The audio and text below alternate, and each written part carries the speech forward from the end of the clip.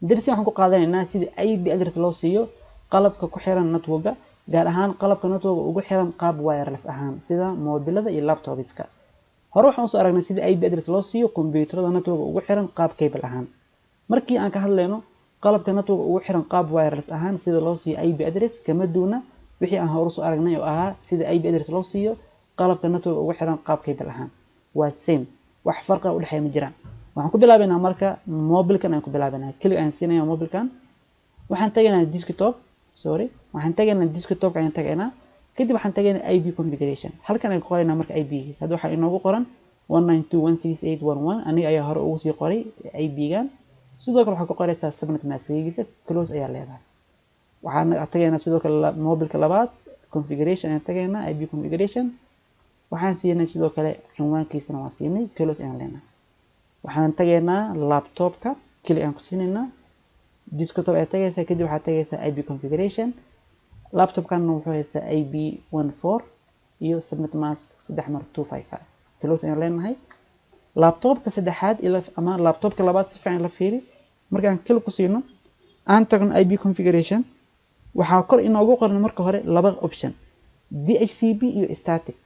dhammaan qalabka aan hore usoo qaadanay way ku wada qoran tahay DHCP iyo static. innaga hadda waxaan isticmaalaynaa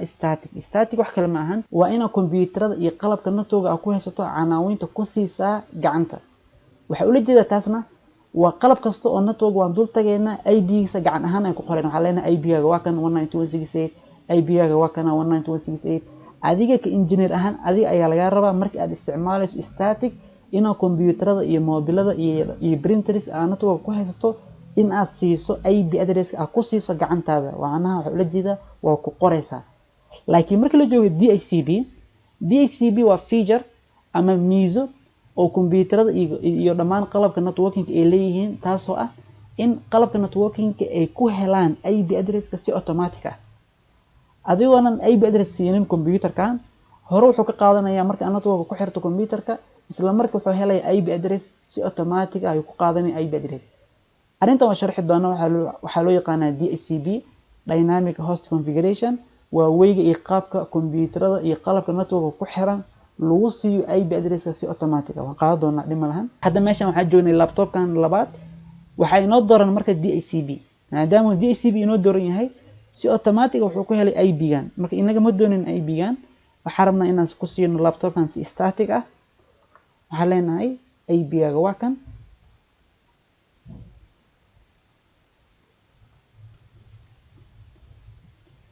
waxaan siinaynaa IP ah 192.168.1.5 waxaan usoo gudbinaa subnet mask close ayaan leenahay. sidoo kale kombiyuutarada aan meesha ku haysano hore aan usoo baranay sida loo siiyo canaawin 192.168.1.6 okay hadda kan koobiyeeyo sida kombiyuutar kale u siino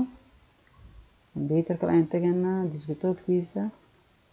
best ayaan leenahay waxaan leenahay marka adiga waxaa tahay number 7 okay sida marka waxaa IP ku siinay dhammaan qalabka aan ku haysano network-ga kuwaas isugu jira qalab network ugu soo biiray qaab wireless ahaan iyo qalab network ugu soo biiray qaab cable ahaan.